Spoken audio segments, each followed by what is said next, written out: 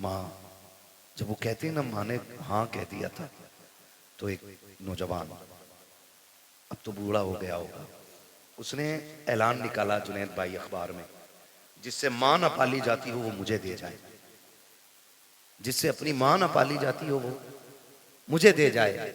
तो लोगों ने वो ऐलान पढ़ा और हैरत हुई, कहा जो लोगों से अपनी माँ नहीं पलती, ये ऐलान कर रहा है जिससे माँ नहीं पाली जाती हो मैं दे जाए।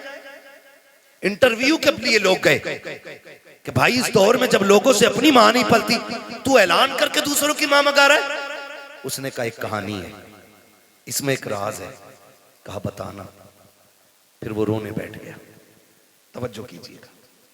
अब उसने जो रोना शुरू किया और अपनी बात बताई, उसने कहा जी मैं छोटा था, मैंने होश संभाला ना, तो मैंने देखा मेरी माँ की एक आंख नहीं थी। क्या नहीं थी? जिसकी आंख ना हो उसे क्या कहते हैं?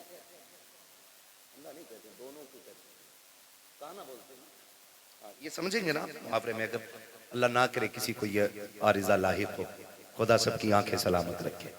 ठीक है, मैं एक समझाने के लिए बात कर रहा हूँ। वो कहता मेरी माँ की एक आंख नहीं थी। कहते मैं जब घर तरह रहता था तो कोई प्रॉब्लम नहीं, मेरी माँ ने एक अच्छे स्कूल में मेरा एडमिशन करा दिया। और इको कम करो भाई इसका थोड़ा सा। अच्छे स्कूल में जब मेरा एडमिशन हुआ ना, मैं पढ़ने के लिए गया, तो मेरी माँ मुझे स्कूल छोड़ने के लिए आई। उसकी एक आंख नहीं थी, बच्चों ने मजाक बना ली, कानी का बेटा है, कानी का बेटा है, कानी का बेटा है। कहते मैंने आके बस्ता फेंक दिया। मैंने कहा माँ नहीं पढ़ना मुझे। कहा क्यों? का लोग मुझे कानी का बेटा कहते, मजाक बनाते। तो माँ थी ना, सीने से लगाया। कहा लाल तेरी जिंदगी का सवाल है, सर पे बाप भी नहीं है, यतीम है तू, तेरे सहारे मेरी जिंदगी कट रही है। बेटे पढ़ ले वरना जमाना एक लुकमा किसी को नहीं देता है, दौर बहुत खराब हो गया है बेटे। माँ ने समझाया। कहता फिर माँ ने मेरा एडमिशन करा दिया। कहा मैं पढ़ता रहा यहाँ तक कि मैं होशियार हो गया। जब होशियार हुआ तो फिर मेरे पीछे तो ये ताना पड़ा था, ये इल्जाम मेरे सर पे था कि मैं कानी का बेटा हूँ। का जब मैं समझदार हो गया ना, मैं मजबूत हो गया, मुझे लगा कि मैं फैसला खुद कर सकता हूँ। कहते मैंने एक दिन आके ना घर पे बस्ता फेंक दिया। मैंने कहा माँ बहुत हो गया, अब मैं नहीं पढ़ सकता। मेरी माँ ने कहा लाल हो क्या गया? कहा माँ वही ताना जो बचपन से लेके आज तक मेरा पीछा नहीं छोड़ रहा है। ए माँ आज भी स्कूल जाता हूँ ना, लोग कानी का बेटा कह के आवाज देते। माँ बता मैं तेरे नहीं पढ़ना चाहता। माँ ने कहा बेटे कोई तो सूरत होगी जो तू पढ़ ले। बेटे पढ़ाई आधी से ज्यादा हो गई है, जिंदगी तबाह बर्बाद न कर। बच्चे ने कहा एक शर्त है। कहा क्या? कहा तू मुझे छोड़ के चली जा या मैं तुझे छोड़ के चला जाता हूँ, तुझसे आज के बाद मेरा कोई रिश्ता नहीं रहेगा। अगर यह शर्त मंजूर है तब मैं पढ़ने के लिए जाऊंगा। जब इतनी बात बेटे ने कही है, खुदा की कसम हजारों बिजलियां माँ के कलेजे पे गिर गई थी। कौन सा दर्द था जो आज माँ को याद नहीं आ रहा था? कौन सा एहसास था जिसने आज माँ को रुलाया नहीं था?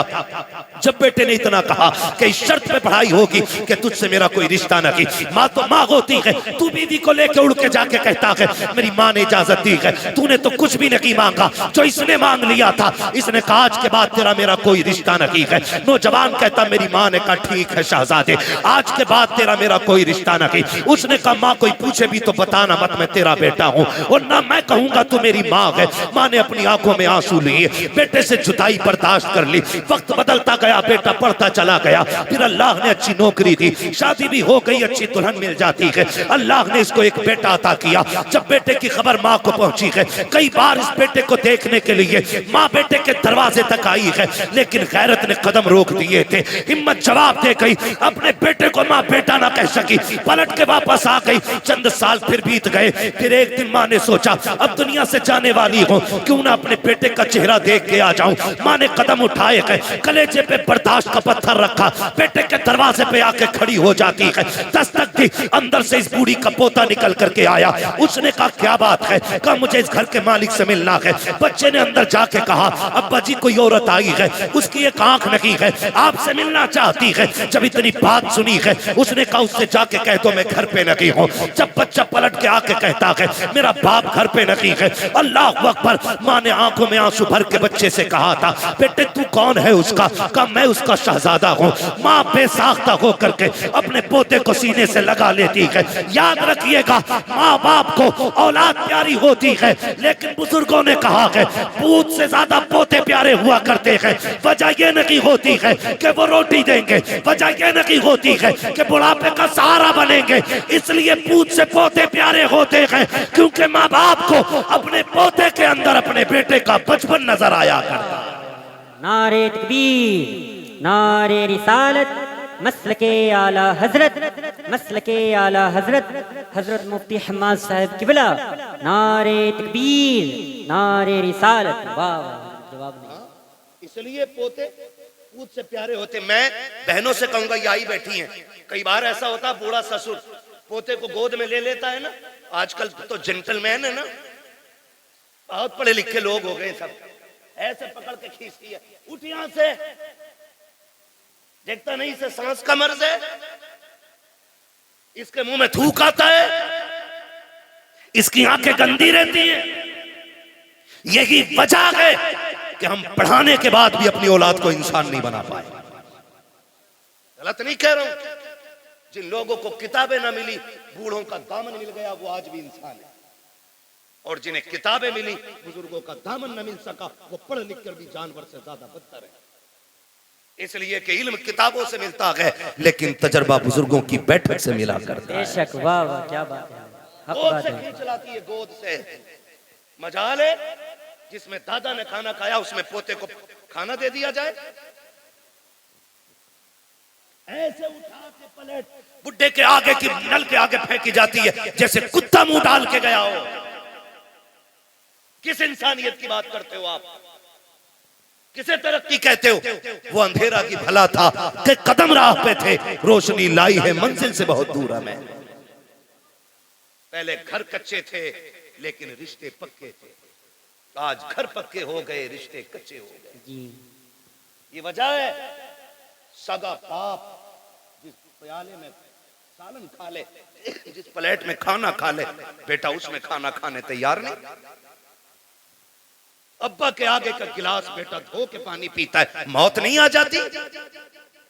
कह रहा नहीं, इससे बीमारी फैलेगी। मेरे नबी ने फरमाया सूरुल मोमिन शिफाउन, और जालिम मोमिन के जूते में शिफा होती है। उससे किसने कह दिया कि इसमें बीमारी है? आज बाप के जूते बर्तन में बेटे पानी नहीं पीते। मुझे बताओ, दौर बहुत करीब है। हमने सन 2000 के बाद का जो दौर हमने देखा है ना, इससे पहले कभी ऐसा दौर नहीं आया। इससे पहले कभी ऐसा दौर नहीं आया। आज कंडीशन ये है कि 25% लोग कैंसर के मरीज हैं। हाँ, 25% कैंसर, 99% शुगर घुसती जा रही है। गलत नहीं कह रहा हूं। जानते हो क्यों? क्योंकि हमने अपनों का झूठा खाना छोड़ दिया। आज तो 4 भाई एक दस्तरखान पे बैठे होते तो 4 अलग अलग प्लेटें लगती हैं। अगर 10 लोगों की बंदा दावत कर देना, मैं तो देखता हूं मौलवियों को भी खिलाते हैं ना खाना, तो डिस्पोजल में यूज एंड थ्रो, कागज की प्लेट। तुझे क्या पता घर के बर्तन की बरकत क्या है? जो कौम अपनी दीन के रहबर को प्लास्टिक के गिलास में पानी पिलाए, वो खाक तरक्की करेगी? जाओ, गारंटी है मेरी। ले आओ बड़े से बड़े फलसफी से टेबलेट जाकर के, बड़े से बड़े अरस्तु से दवा लेके आ। खुदा की कसम, जब दवाएं काम छोड़ जाती हैं, तब छक मार के तुम्हें दुआओं के लिए जाना पड़ता है। क्या बात है। इसलिए कि जो काम दवाएं नहीं करती हैं, वो काम दुआएं किया करती हैं। लेकिन आज हुआ क्या? कंडीशन देखो, सगे भाई भी बैठे ना, प्लेटें अलग अलग है, गिलास अलग अलग है। एक गिलास रखो तो हमारी कौम उसको समझती है कि ये जिहालत है कि 4 लोगों के बीच एक गिलास। जानते हो, जब मोहम्मद बिन कासिम पहली मर्तबा इस मुल्क में आया, कोई एक्टर नहीं था, कोई डिजाइनर नहीं था, हुजूर के दीन का सिपाही था। हीरो था इस्लाम का, आकर के जब अपनी बेटी को आजाद कराया था ना, बहन को, और खाना खाने के लिए पहली बार मुसलमान इस मुल्क में बैठे थे ना, तो लोग मुड़ मुड़ के देख रहे थे ये खा कैसे रहे हैं। जबकि उस वक्त दस्तूर ये था कि कोई किसी की तरफ मुंह करके नहीं खाया करता था, एक दूसरे से पीट करके खाना खाया करते थे। जब मोहम्मद बिन कासिम पहली मर्तबा इस मुल्क में आए थे, आने के बाद जब फतह की थी, बहन बेटी की आबरू बचाने के बाद जब खाने के लिए बैठे थे, और एक बर्तन में पूरी जमातें बैठी हुई थी, एक एक बर्तन में 6-6 लोग बैठे थे, लोग हैरत से देख रहे थे ये कौन सी है कि एक बर्तन में एक साग खा रखी है। तब मसीहत का नकीब कह रहा था तुम वो हो जो निजाम अपने खुद बनाते हो, ये वो है जो खुदा का निजाम लेके आगे बढ़ रहे हैं। क्या बात है हजरत, बिल्कुल। जब से हमने खुदा का निजाम छोड़ा, हम बर्बाद हो गए, बर्बाद हो गए। अपने बड़ों की इज्जत करना, उनकी गोद से बच्चे न छीनना हक है, उनका हक है। और तू होती कौन है बच्चे छीनने वाली? हक क्या है तेरा छीनने का? तू माँ है, वो दादा है। तू बाद में आई है, दादा पहला है। अगर दादा ना होता तो तू भी इस घर में नहीं होती। मगर इसी को जो है ना, हमारे लोग, हमारे भाई उल्टा बच्चों से कहते हैं हाँ हाँ सही तो कह रही तुम्हारी अम्मी, जाना मत, अब्बा के झूठा खाना मत। तुझे पता है जब बंदा 70 पार कर जाता है ना, और उसके पैर कांपने लगते हैं, हाथ नहीं काम कर पाते हैं, नजर पूरी नहीं देख पाती है, चप्पल जूते ढूंढने लग जाता है, लाठी टटो टटो के पकड़ता है ना, तब खुदा आवाज दे कर कहता फरिश्तों खबरदार, अब इसके अमाल से कलम गुनाहों के एतबार से उठा लिया जाए, अब इससे खता भी हो जाए तो खता न लिखना, इसलिए कि अब मेरा बंदा दुनिया तनहा छोड़ गई है, अकेला रह गया है, अब मेरी रहमतों का सहारा है। देखते नहीं हो फरिश्तों, कोई जूती चुरा रहा है, कोई लाठी छुपा देता है, किसी को थूक से नफरत है, किसी को इसके मुंह से नफरत है, कोई इसकी आंखों से घिन कर रहा है। अब दुनिया ठुकरा गई है, देख ये सिर्फ मेरी रहमत के सहारे है। खुदा की कसम, ऐसे बंदे जब दुनिया से जाएंगे, अल्लाह कयामत के दिन बड़े बूढ़े को बुलाएगा और बुला के पूरे परिवार को इकट्ठा करेगा, फिर उस बड़े बूढ़े से पूछेगा बता इनको पहचानता कि ये कौन है? वो कहेगा हाँ ये मेरी पोती लगती है, ये मेरा पोता लगता है, ये मेरा बेटा है, ये मेरा देवता है, ये मेरी बहू है, ये मेरा भतीजा है। उसके बाद रब फरमाएगा बता इनका मामला तेरे साथ क्या था? वो ये कहेगा मालिक इसको मेरे जूते से नफरत थी, ये मेरे बिस्तर से घिन करता था, इसको मेरे कपड़े से नफरत आती थी, ये मेरे छोड़े हुए खाने को हाथ नहीं लगाता था। रब फरमाएगा सुन, आज जिनमें से जिसको तू कह देगा मैं उसे जन्नत दूंगा। वो बूढ़ा कहेगा क्यों? कहेगा मैं जमाने को बताना चाहता हूँ जिससे तुम कुछ नहीं समझते हो, रब ने आज महशर में उसे शफाअत का इख्तियार अता कर डाला है। क्या बात है हजरत, जवाब नहीं है, माशाअल्लाह। इज्जत करो अपने बड़े बूढ़ों की, वरना याद रखना जैसी करनी जोर से जैसी करनी वैसी करे। छोड़ो बुड्ढों को यार, बड़ा रहने दो, इन्हें क्या पता है। अब 5G का दौर है, बुढ़े के दौर में कोई भी जी नहीं था। खुदा की कसम कोई जी था या ना था, लेकिन इस बुड्ढे के दौर में अदब जरूर था, अदब जरूर था। मेरी जेब पे अगर कलम लग गया ना तो सफेद बालों वाला भी आ जाए तो मैं क्यों उठूं? तो कलम लगा के बैठूं भाई, मैं तो हजरत हूं, मुझे तो लोग हुजूर भी कहते हैं, तो मैं ये लेके बैठ जाऊं? ये हुजूर का दीन नहीं, ये हुजूर का दीन। मिटा दे अपनी हस्ती को अगर कुछ मर्तबा चाहे, कि दाना खाक में मिलकर गुले गुलजार बनता है। जिन्हें झुकना नहीं आता उन्हें उठना, उन्हें उठना उठना वही जानते हैं जो झुकना जानते हैं। मौलाए कायनात शेर खुदा फरमाते हैं अगर तवाज़ु और इंकिसारी की वजह से किसी की इज्जत कम हो जाए तो कयामत में मेरा गरेबान पकड़ लेना। झुकने वाले लोग कभी छोटे नहीं होते। तूफान आता है, हवा तेज चलती है, तो जो हवा के साथ कभी कभी झुक जाते हैं वो कभी उखड़ते हैं। जो अकड़े रहते हैं वो, जो अकड़ जाते हैं वो जोर से वो उखड़ जाते हैं। हमारे हिस्से की क्रीम इतनी मद्दी तो नहीं हो सकती ना कि बोल ना पाए। मुझे उम्मीद है वही बैठा होगा जिसमें दम होगा। जो अकड़ जाते हैं वो उकड़ जाते हैं। तो मैं क्या बात अर्ज कर रहा था आपसे, उसने भाई ये टंटाना मंटाना ना करो यार, बोलने दो थोड़ी सी तवज्जो है ना सारे लोगों। बच्चे ने क्या कहा कि अब्बा घर पे नहीं है, उसने लिपटा लिया सीने से, बच्चा छुटा के भागा, मां चली गई। मां कुछ दिन की मेहमान थी, जब बीमार हुई, तबीयत खराब होने लगी ना, उसने कलम लिया, एक तहरीर लिखी, तय की, पड़ोसन को बुलाया, कहा मेरा इंतकाल हो जाए ना, तो वो जो सेठ साहब रहते हैं ना फलां गली में, उनका मकान है, मेरे इंतकाल के बाद ये मेरा कागज उन तक पहुंचा देना, लेकिन याद रखना इसे खोल के ना देखना, ये मेरी अमानत है, इसे खोल के ना देखना, ये मेरी अमानत है। इतना कह के उसने दिया, कुछ दिन गुजरे कि उसका इंतकाल हो गया, मां मर गई।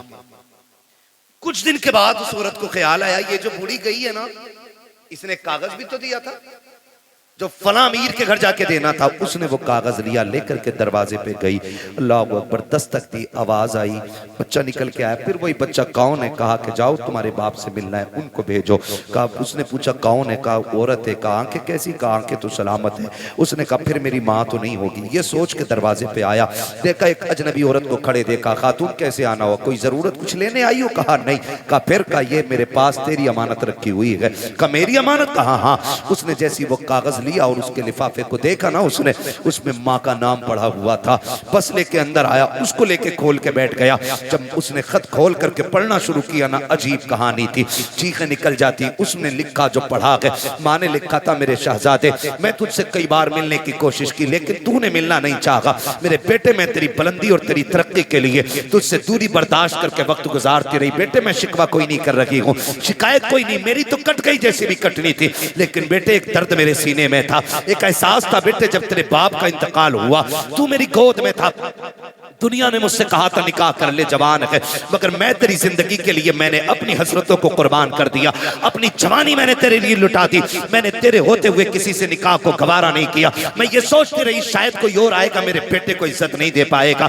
मैं तेरी इज्जत की खातिर बेटे जवानी कुर्बान कर चुकी, मेरी जिंदगी लग गई तेरे नाम। लेकिन बेटे दर्द उस दिन हुआ था जिस दिन तूने मुझसे ये कहा था, अम्मा मैं तुझे छोड़ के जाना चाहता हूँ। उसमें लिखा था मेरे बेटे, उतना दर्द तो तेरे बाप के इंतकाल पे भी नहीं हुआ था जितना दर्द तेरी जुदाई से मुझको हुआ था। ए मेरे बेटे बड़ी हसरतें मैंने तेरे साथ पाली थी, लेकिन तूने सारी हसरतों को 2 मिनटों में खाक में मिला के रख दिया था।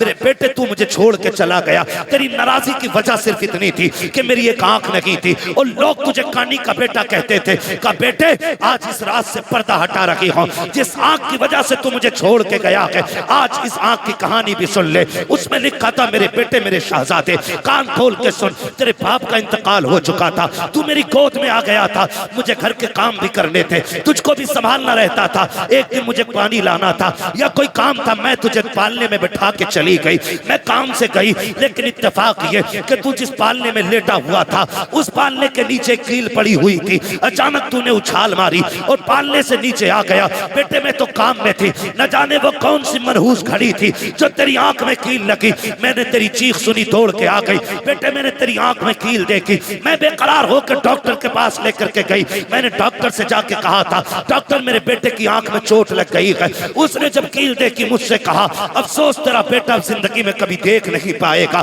उसने कहा बेटे मैं तेरी माँ थी, कैसे गवारा कर पाती, कैसे बर्दाश्त कर पाती। मैंने कहा डॉक्टर जो भी कीमत लगे दी जाएगी, जो भी कहोगे दिया जाएगा, मेरे बेटे की आंख ठीक कर दी जाए। इसलिए कभी बचपना के इसने देखा कि क्या है। डॉक्टर ने कहा था आंख तो हम दे देंगे, लेकिन उस आंख के बदले में आंख देनी पड़ेगी। जैसी इतनी बात सुनी है उसने कहा बेवा हूं, बेसहारा हूं, कौन है जो आंख देगा। उसने खुद फैसला किया, आके कहने लगी डॉक्टर जल्दी कीजिए मेरी आंख निकाल लीजिए। उसने कहा जवानी है, पूरी जिंदगी को क्यों बर्बाद करना चाहती है, तेरी जिंदगी में अभी भाग बनाना बाकी है, खुशियों की बहारें हैं, अभी जागेगी निकाह करेगी, तू आंख क्यों दे रखी है। उसने कहा मेरा तो जो होना था हो चुका, मैं जिसके लिए सजती सवरती थी वो सजन तो कब्रिस्तान जा चुका है, अब किसी के लिए सजना सवरना नहीं है। मेरी खुशियां मेरे बेटे में है, मेरे अरमान मेरे बेटे के साथ है। उसने कहा जल्दी कर मेरी आंख निकाल ले, मेरी आंख मैंने बदले में दी है बेटे, तब जाके तुझे उसके बदले में डॉक्टर ने आंख दी थी। उसने कहा बेटे तू ये पूछता रहा कि मेरी आंख कैसे गई है। सुन, ये मैंने आंख लुटाई है तब जाके तूने इसके बदले में रोशनी पाई है। इस आंख की वजह से तू मुझे छोड़ के जा चुका है। बेटे में शिकवा नहीं करती, शिकायत नहीं करती, जब कभी याद आ जाए तो हाथ उठा लिया करना, तेरे मुंह से दुआएं निकलेंगी, कब्र में तेरी माँ को ठंडक और सुकून महसूस हो जाया करेगा। नारे तकबीर, नारे रिसालत, मकामे वालिदैन, मकामे वालिदैन, मुफ्ती हम्माद साहिब किबला, नारे तकबीर, नारे रिसालत। जवाब नहीं है। अल्लाह अकबर। उसने कहा मैंने तेरे लिए आंख दे दी। तो मैं ये कहता हूँ खुदा, अगर तुम दुबई मुंबई जा रहे हो बीवी लेके, तुम कैसे कह देते हो कि माँ ने हाँ कह दी थी? ना, वो तो कह ही देगी, इसलिए कि उसके नजदीक बेटे से ज्यादा कुछ भी प्यारा नहीं है। माँ को बेटे से ज्यादा कुछ भी प्यारा नहीं है। और मैं तो खुल के कहता हूं, हम लोग भी शादीशुदा हैं, शुक्र अल्लाह का, ये भी उलमा भी शादीशुदा हैं, जो है वो जानते हैं कभी माँ बहू से नफरत नहीं करती। माँ कभी बहू से नफरत, आप कहेंगे जब नहीं करती तो लड़ती किससे? तो एक सीधी सी बात है, वो उन ऐबों से लड़ती है जो उसके अंदर नहीं है। आप कहेंगे वो कौन से ऐब है? मैंने कहा सुन बेटा, जब भी आया लड़के आया या थक के आया, माँ ने भूखा नहीं सोने दिया। और जब ये मजदूरी करके आता है और अपनी औरत गाली दे के उसको भूखा सुला देती है ना, तो फिर माँ गवारा नहीं करती। जब बेटा थक के आता और औरत मुंह बिगाड़ के देख के कहती है आ गई ये तुनार लेके, मेरा शादी का सूट किधर है? फिर वो जो थक के लोगों की गालियां खा के आया है टूट जाता है। शोहर तब बूढ़ा नहीं होता जब 60 ईंटें कमर पे रख के ऊपर चढ़ता है, वो तब बूढ़ा हो जाता जब 400 रुपए लेके घर में जाता है और अपनी बीवी चेहरा बिगाड़ के बात करती है, वो तब बूढ़ा हो जाता। मैं बहनों से गुजारिश करूंगा, तुम्हें खुदा का वास्ता, तुम्हारा शोहर तुम्हारी दुनिया भी है और तुम्हारी आखिरत भी है। कभी अपने शोहर के साथ सख्त लहजे में बात न करना। जाओ बरेली शरीफ दारुल इफ्ता चला जाओ, चले जाओ, पूरी दुनिया का मरकजी दारुल इफ्ता हमारा बरेली शरीफ, जाके देखो सबसे ज्यादा सवालात आज तलाक के मसले पर होते हैं। हमने 2 साल बैठ करके वहां पे कलम चलाया, सबसे ज्यादा सवालात तलाक के आते हैं, सबसे ज्यादा। क्यों ये तलाक है? और छूटते ही बहू क्या कहती है? अम्मा ने कुछ करा दिया बेटे को। ये जुमला होता है, अम्मा ने कुछ करा दिया बेटे को। अम्मा पढ़ा रही है, मेरी बहन मुझे बता तो सही, ये तेरे जुमले कहां तक सही कहां तक गलत है ये तुझे पता होगा, लेकिन मैं तो इतना जानता हूं, जैसे बेटा 18 साल का हुआ था, माँ ने 4 लोगों में बैठ के कहना शुरू कर दिया था, बेटा जवान हो गया कि चांद सी दुल्हन लेके आनी है, मुझे गुलाब का फूल लेकर के आना है। जो तुझे गुलाब का फूल कहती रखी, पूरी जिंदगी चांद चांद कह के आवाज देती रखी, आज वो तुझसे नफरत क्यों कर रखी है? नहीं से तुझसे नफरत रखी है। जब शाम को बेटा आके भूखा सोता है, ये माँ को गवारा नहीं होता है। जब सुबह को उठ के बेटा भूखा जाता है, ये माँ को गवारा नहीं होता है। अगर ये चाहती हो तुम्हारा घर जन्नत की तरह रखे, खुदा की कसम तुम अपने अंदर माँ वाली आदतें पैदा कर लो। माँ तो वो चीज होती है, तू उसके बेटे की खिदमत कर, माँ तुझे अपने मुंह का निकाल के खिलाना शुरू कर डाले। क्या बात है, बेशक। लेकिन गलती है, आया शोहर थक के कह रही मैं ना लूंगी 400 वाला जोड़ा, मैं वही तेज जुनैद हफीज जी की बहू ने पहना। और भाई जुनैद हफीज जी का अपना मसला है, मेरा अपना मसला है, इनका अपना मामला है, होड़ किसकी? मैं तो खुल के कहता हूं मेरी बहन कनीज़े फातिमा ज़हरा बन, अगर तेरे शोहर की हैसियत नहीं नई जोड़ा पहनाने की, पुराने पे पैबंद लगा के मर। कसम खा के कहता हूं कनीज़े फातिमा ज़हरा बन के मर जा, आखिरी तख्ता लगने से पहले ज़हरा के बाबा तेरी कब्र में तशरीफ ले आए। वाह वाह, क्या बात है। आज जरूरत है घर बेहतर किए जाए, घर बेहतर किए जाए। आज घर घर की कहानी झगड़े, घर घर की कहानी, किसी को अम्मा बोझ लगती है, किसी को अब्बा बोझ लगता है, किसी को माँ की रोटी हजम नहीं होती, तो किसी को बाप के 2 लुक़मे भारी लगते।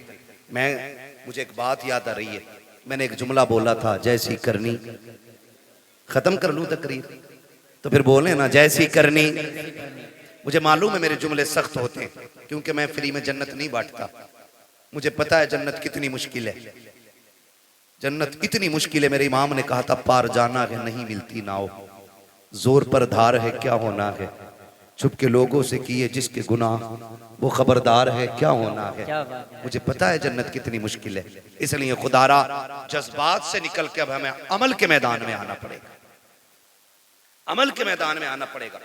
अल्लामा रूमी ने मसनवी शरीफ में एक बात तहरीर फरमाई है, बड़ी अजीब बात है, तवज्जो है, कहते हैं जरा या रसूल अल्लाह। या रसूल अल्लाह। हाँ, बस 10 मिनट में इंशाल्लाह बात पूरी करने लगा हूँ। हाँ, 1 घंटा होने वाला है, 4 मिनट बाद 1 घंटा पूरा है। अल्लाह आपको सलामत रखे। मैं कोशिश कर रहा हूँ कि 4 मिनट से ऊपर थोड़ा सा चला जाए, 5 मिनट ज्यादा हो जाएंगे, लेकिन मैं बात बताना चाहता हूँ, खुदा करे ये बात दिल में उतर जाए। मैंने एक जुमला बोला था, जैसी करनी ऐसी भरनी। वैसी भरनी। अल्लामा रूम मसनवी शरीफ में तहरीर फरमाते हैं, एक बीवी ने अपने शोहर से शिकायत की, उसने कहा कि तुम्हारे बाप की खांसी सोने नहीं देती। ए बेटे तवज्जो कर थोड़ा सा, मालूम है ठंड ज्यादा हो रही है। उसने शिकायत की कि तुम्हारे बाप की खांसी ना बर्दाश्त नहीं होती। उसने कहा तुम तो मेरे जिगर का टुकड़ा हो, तुम्हारे लिए बाप क्या, मैं कुछ भी छोड़ सकता हूं। उसने बाप को उठाया, अगले दिन बिस्तर उठा के वहां डाला, बाप का बिस्तर जहां जानवर बनते थे। मसनवी शरीफ में अल्लामा रूमी ने लिखा है, वहां डाला जहां जानवर बनते थे। कहने लगा अब्बा आज के बाद यहीं रहना है। बाप था, उसने कहा ठीक है जी मंजूर है। तो बच्चे, उसने एक पुराना सा कंबल उठा के लाया घर से और पुराना कंबल बाप के ऊपर डाल दिया। आज भी जाओ घर चेक करो, ये जो बाहर निकल के फतवेबाजी करते हैं ना, वो बाहर निकल के दीन बांटते घूम रहे हैं। जो तनकीदें करते हैं ना चौक में खड़े होकर इमामों पे और मौलवियों पे, जाके देखो अपना आप तो रेशमी कंबल में सो रहा होगा और अपने बाप के पास वही रजाई होगा जिसमें चांद साफ नजर आ जाए। ये कंडीशन है, अमल से बिल्कुल खाली है। ये लगता है कि बस ये बोलना जो है ना यही जन्नत ले जाएगा। अमल मजबूत कीजिएगा, हम सबको अमल मजबूत करना है। अल्लामा रूमी लिखते हैं, उसने पुराना सा कंबल बाप के ऊपर डाला और साथ में उसका अपना बेटा भी गया था। हाथ पकड़ के पलटा ना बेटे ने, बाप पलट के दादा को देखा, कुछ याद आया उसे। उसने बाप से हाथ छुटाया और दादा की तरफ गया। जो कंबल दादा के कंधे पे रखा था ना वो उतारा, उतारने के बाद पैर के नीचे रखा, उसके 2 टुकड़े किए, 2 टुकड़े करके आधा दादा के कंधे पे डाला, आधा अपने। अब्बा चूंकि नौकरी वाला था, पैसे वाला था, अब्बा ने कहा ये क्या बदतमीजी है, तेरे लिए मखमली लिबास है, अच्छे बिस्तर है, तू ये क्यों लिए जा रहा है।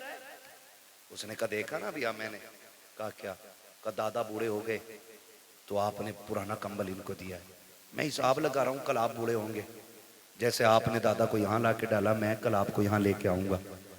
तो उसने कहा शायद कल पुराना कंबल ना हो। उसने कहा आधा फाड़ के लेके जा रहा हूं, आधा दादा का है और आधा आपका है। इतना सुना ना उसकी चीख निकल गई। उसने कहा सच है, जैसी करनी वैसी, जैसी करनी वैसी करनी। आपसे मेरी गुजारिश है, माँ बाप है ना तो उनको राजी कर लो, ये सबसे बड़ी दौलत है। कोई पीर तुम्हें जन्नत नहीं देगा अगर माँ बाप नाराज है। पीर तो क्या यार, मैं कहता हूं बगदाद चले जाओ, बड़ा पीर भी जन्नत नहीं देगा अगर माँ बाप नाराज है। जाओ हरम तक चले जाओ, अगर घर का बाप राजी है तो खुदाए पाक राजी है, बाप नाराज है तो खुदाए पाक भी नाराज होता है। बड़ी बात होती है। आज माँ बाप हैं तो कदर करो। कह रहा हाजी जी हैं, प्रधान हैं, अब्बा को मुखिया, बाप को बाप कहा करो, अब्बा कहा करो, माँ को माँ कहा करो, इन्हें वक्त दिया करो। आज इनके जुमले सख्त होते। कह रहा मौलाना बस करो, तुम मेरे अब्बा को जानते ना, बहुत खड़ूस है मेरा अब्बा। ये जुमले बोल रहा है, मेरा अब्बा बहुत खड़ूस है, सीधी कहो तो उल्टा ही बोलता है। मैं कहता हूं जालिम तूने बाप को समझा ही नहीं, कभी बाप अपने लिए जीता ही नहीं, वो तो जीता ही औलाद के लिए। ये उस दिन समझोगे जिस दिन तुम्हारे पास बैठे होंगे और तुम्हारा बेटा उंगली पकड़ के कहेगा ना अब्बा मुझे ऐसे जूते चाहिए जैसे फलां ने पहने, और तुम्हारी जेब में कौड़ी नहीं होगी ना, तब तुम्हें अपने बाप की परवरिश का जो दौर है ना वो याद आएगा। आज हमारे पास बाइक है, 4 व्हीलर है, लेकिन बाप को बैठाने के लिए वक्त नहीं है।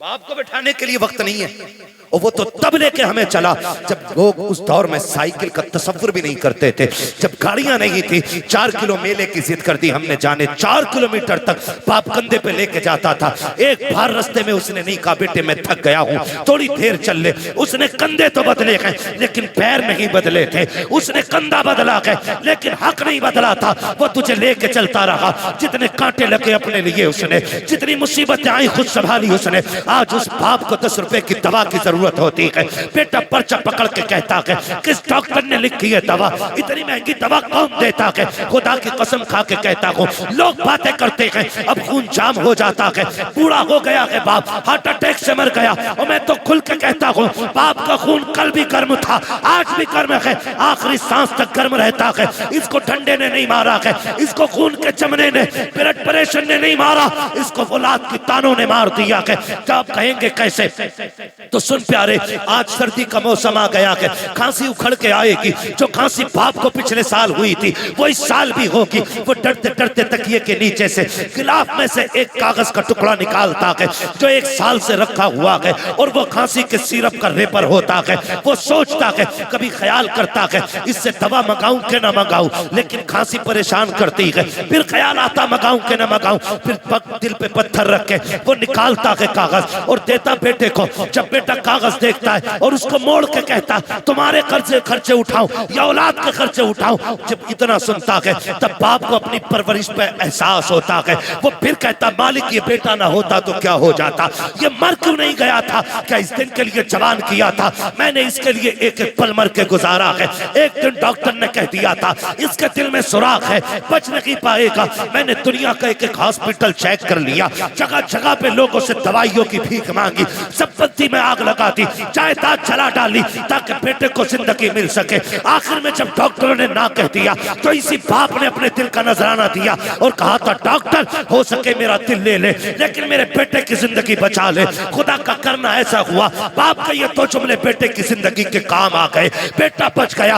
आज जब बाप दवा की बात करता है बेटे उल्टी जेब करके दिखा देते हैं। खुदा के वास्ते तुम्हें समझाया क्यों नहीं पीर ने, तुम्हें बताया क्यों नहीं तुम्हारे खानदान वालों ने कि जन्नत पीर के कदमों में रखी, जन्नत माँ के कदमों में है, तुम्हें बताया क्यों नहीं गया है कि अगरबत्ती मज़ारों पे लगाने से अल्लाह उतना राजी नहीं होता है जितना बाप के पैर दबाने से राजी होता है। जाओ आज भी गारंटी है, बरकत ना हो अपनी दौलत का हिस्सा बाप पे लुटाया करो, खुदा उसके सदके में तेरी 7 पुश्तों के रिस्क का इंतजाम फरमा दे। क्या बात है, वाह वाह, जवाब नहीं। हाँ मौज आ रही है, मौज। पीर साहब आ गया, मुरीद नशेड़ी था, जुआरी था, 500 दे दिया, उन्हें सर्टिफिकेट दे दिया ये जन्नती है। हाँ जब उनने कही जन्नती है तो सुबह को मुरीद उठ के कह रहा हजूर रात मैंने ना आपको जन्नत में देखा था। तो वो फूल के कह रहे हैं अच्छा अल्लाह का करम है, लगे तो मुझे भी ऐसे ही। मर के देख बेटे वो लठिया चलेगी कि सारा लगना बंद हो जाएगा। एक पीर साहब मर गए तो मुरीदों ने सुराख खोल दिया, कब्र में सुराख। क्यों खोला भाई? कहते इससे हजूर की कब्र से बरकतें निकलेंगी। हजूर ही कहते इसमें 3 दिन बाद इतनी बदबू फैली कि मोहल्ला पूरा खाली। अल्लाह के राज अल्लाह ही जानता है। जब उसने कह दिया बंद करो तो बंद करो, उसके राज वही जानता है। इसलिए मेरे भाई, माँ बाप औलाद के लिए दुआओं का सबसे बड़ा किबला होते हैं। जब दुआएं कबूल ना होती हो, कभी आंचल में बैठ, कभी जूतियों में बैठ। मैं कसम खा के कहता हूँ, ये जानते ही, उलमा जानते ही, सफर करने वाली कौम जानती है। वो अलग बात है कि मैं वो मजलूम आदमी हूँ कि मेरा नंबर ही ना लोग लास्ट में देते हैं। कभी 3 बजे तक ताजिया बना दिया जाता है मेरा, कभी 4 बजे तक बना दिया जाता है ना। फिर शुक्र अल्लाह का, फिर लोग भी सामने वाले अच्छे मिलते हैं। वो मेरा मिजाज ये है कि 10,000 का मजमा ना हो, 4 हो मगर मुस्तफ़ा के वफादार होने चाहिए। बेशक बेशक। मैं जानता हूँ इतनी रात तक कोई लंगर के लिए तो नहीं बैठा होगा ना मेरे, इतनी रात तक कोई बिरयानी के लिए तो नहीं बैठा होगा। कोई तो बात है जो हुजूर ने आपको आखिर तक बैठा रखा है, कोई तो मसला है ना, कोई तो बात अच्छी लगी आपकी जो अभी तक आपको बैठा रखा है। तो हम लोग सफर करते हैं, हम लोग क्या बात है हजरत। हम लोग सफर करते हैं, थके हारे रहते हैं। मैं कसम खा के कहता हूँ, अल्लाह ने बड़े से बड़े अच्छे कमरे भी दिखा दिए, बड़ी से बड़ी गाड़ियां भी दिखा दी, और ये हमारा कमाल नहीं है, ये हुजूर के जिक्र का कमाल है। वरना हमारी औकात तो साइकिल भर की नहीं थी। ये तेरा करम है आका के बना लिया है अपना, कहाँ मुझसे ये कमीना, कहाँ सिलसिला तुम्हारा, है ना। बस लोग अगर कहें कि भाई क्या है, भाई क्या है, क्या है,